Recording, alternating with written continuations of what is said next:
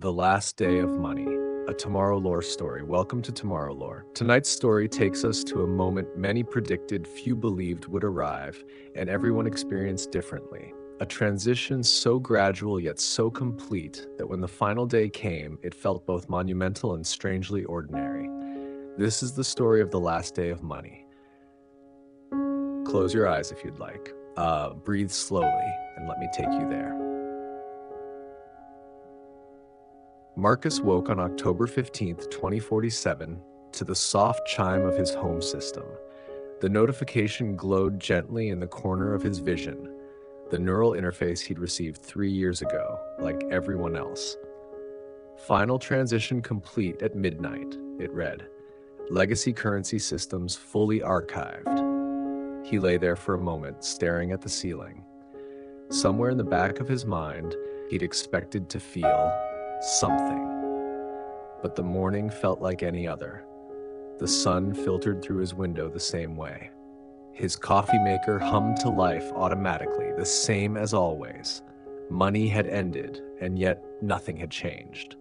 Or perhaps everything had, so slowly over the past 20 years, that this final step was merely ceremonial. He thought back to his grandmother, who used to show him old bills when he was young, paper rectangles with faces of long-dead presidents. She'd kept them in a wooden box, handling them like artifacts. Even then, in the 2020s, they were becoming rare. Most people tapped cards or phones, but the paper bills held something tangible, a weight, a reality. By the 2030s, even cards had started to fade. Universal digital accounts appeared. Everyone received a basic allocation, enough for food, shelter, healthcare, education. The protests were fierce at first. This is control, people said. This is the end of freedom. But hunger is a powerful teacher, and when no one went hungry anymore, when no child was denied medicine, when housing became a right rather than a privilege, the protests grew quieter. The system learned what people needed. Not through surveillance, at least that's what they said, but through patterns. Aggregate data. The flow of resources optimized not for profit, but for well-being. Marcus rose from bed and walked to his kitchen. The coffee was ready, exactly how he liked it. He hadn't paid for the beans, he hadn't paid for the electricity. The concept of paying had become abstract. He simply lived. The system ensured he had what he needed, and if he wanted something beyond that, a luxury, a hobby, a passion project, he contributed. Time, skills, creativity. The new currency wasn't money, it was participation. Part 2, the city. Marcus stepped outside into the soft morning air. The city had transformed over the decades, but again, so gradually that each change felt natural rather than shocking. The streets were quieter now. Most vehicles were communal, summoned when needed, silent as they glided past. No one owned cars anymore. Why would they? Transportation was simply available, like air, like water. He walked past the old bank building on Morrison Street. It had been converted into a community center 5 years ago. Children's laughter echoed from the windows where tellers once counted bills behind bulletproof glass. A woman sat on the steps, painting. She was elderly, perhaps in her 80s, her hands steady as she captured the morning light on canvas. Marcus recognized her. She'd been a banker once in the old days. Now she painted. Every day she painted. Beautiful morning, Marcus said as he passed. She looked up, smiled. The last morning of the old world, or the first morning of the new one, depends how you look at it. You miss it? He asked. The money? She considered this, her brush pausing mid-stroke. I miss the simplicity of it, the clarity. You knew where you stood, but I don't miss what it did to people. The fear, the desperation, the way it made us see each other as opportunities, transactions. She returned to her painting. Now I paint because I want to, because it brings me joy, because others enjoy seeing it. That's enough. Marcus continued walking. her words settling into his thoughts like sediment in still water. The transition hadn't been painless. He remembered the chaos of the late 2030s, the market crashes, the automation unemployment crisis, the protests and riots. Old systems collapsing before new ones were fully formed. A dangerous gap where people fell through. But necessity forced innovation, universal resource allocation, AI management systems that distributed goods based on need rather than purchasing power. Contribution credits that recognized all forms of value, not just labor, but care, creativity, learning, community building. The economy hadn't ended, it had evolved. Money was just one way humans had tried to solve the problem of resource distribution. And like all tools, it had its time. Now that time had passed. The museum. Marcus found himself walking toward the financial district, though that name was outdated now. Most people just called it Central. The old stock exchange building had been converted into the Museum of Economic History. He hadn't visited in years, but today felt appropriate. Inside, the halls were surprisingly full. Others had the same idea, witnessing the end by examining the beginning. He wandered through exhibits showing the evolution of trade, bartering systems.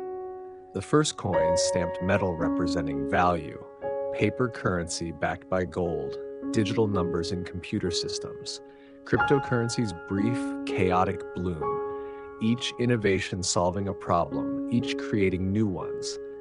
In the final room, a massive screen displayed a real-time map of the world, not money flowing anymore, but resources, needs, contributions, a living system breathing with humanity's daily existence. Food production here, medical supplies there, energy generation, water purification, education, art, research, all flowing like blood through a body, directed not by profit motive, but by genuine need.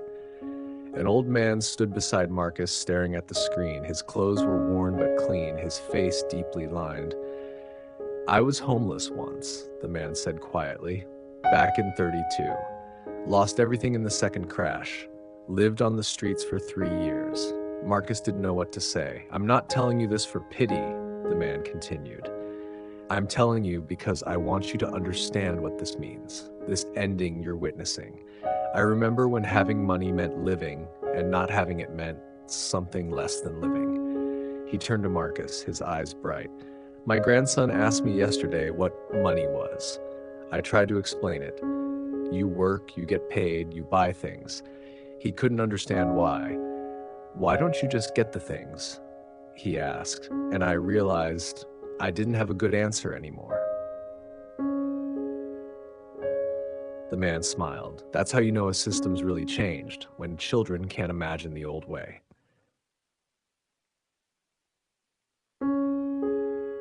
By evening, Marcus found himself at Riverside Park.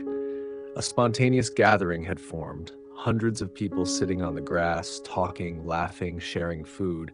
No one had organized it. It simply happened, the way things did now.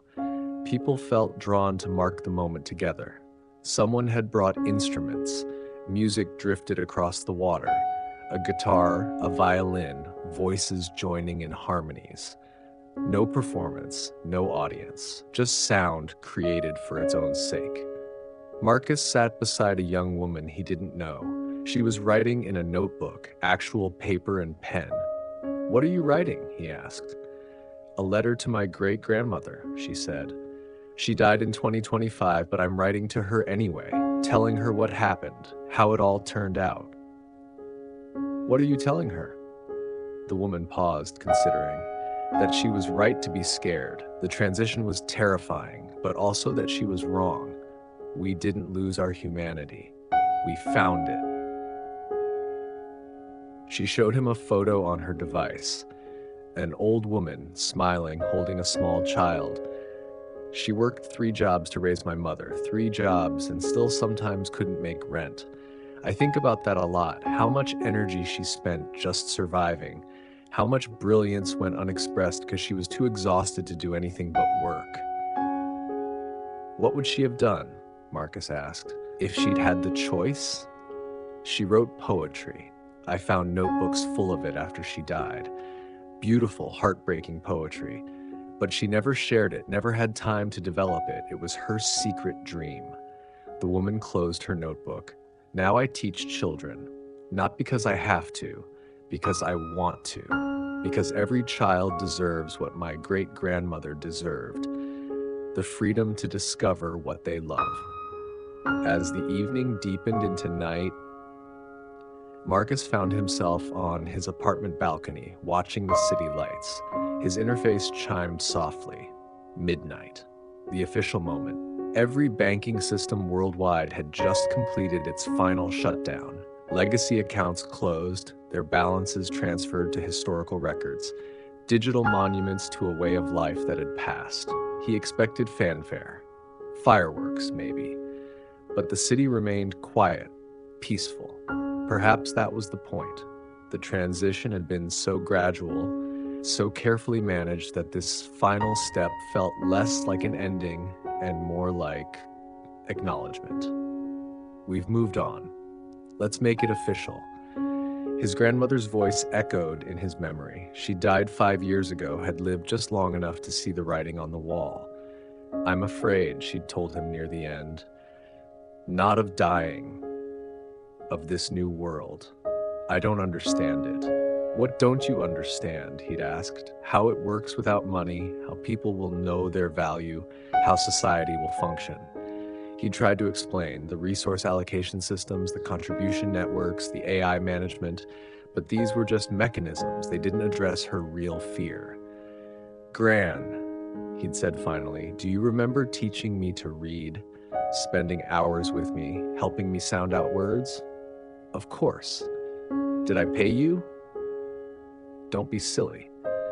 But it had value, right? Immense value. It shaped my entire life. She'd been quiet then, understanding dawning. Not everything valuable has a price, he'd continued. We're just finally building a world that recognizes that. Now, standing on his balcony under the stars, Marcus understood something his grandmother never lived to see. Money hadn't been evil. It had been necessary for a time. A tool that helped humanity organize and grow. But like training wheels on a bicycle, there comes a moment when they hold you back more than they help you forward. Marcus returned inside and sat at his desk. He pulled up his project, a historical database he'd been building, documenting the transition years through personal stories. Tonight, he added his own entry, not about the systems or the technology, but about this feeling, this strange, quiet sense of ending and beginning intertwined. He wrote about his grandmother's paper money, the old banker who now painted, the man who'd been homeless, the young woman writing to the past. He wrote about fear and courage, about systems built and systems released, about humanity's endless capacity to adapt, to evolve, to choose new ways forward. When he finished, he shared it with the network, not for payment or recognition, but because some things are worth sharing, because stories connect us, because future generations will wonder what this moment felt like, and he wanted them to know. Almost immediately, responses began appearing. Others adding their own stories, their own memories of the last day of money, a tapestry forming, not of economics or policy, but of human experience, fear and hope, loss and discovery, the bittersweet nature of all transitions. Marcus smiled and closed his eyes. Tomorrow would bring new challenges. Systems would need refining, problems would emerge that no one had anticipated. Humanity would continue its messy, beautiful work of figuring out how to live together. But tonight, on the last day of money, he felt something unexpected. Peace. Not because everything was perfect, but because humanity had chosen to try something different, to imagine a new possibility, to take training wheels off and risk the wobble, the fall, the scraped knees, to trust that we could balance on our own. Outside his window, the city breathed its quiet rhythm. people sleeping, dreaming, living lives no longer measured in dollars and cents, but in moments, connections, contributions. The last day of money, first day of something new. Thank you for listening to this Tomorrow Lore story. May your dreams tonight carry you forward into possibilities we haven't yet imagined.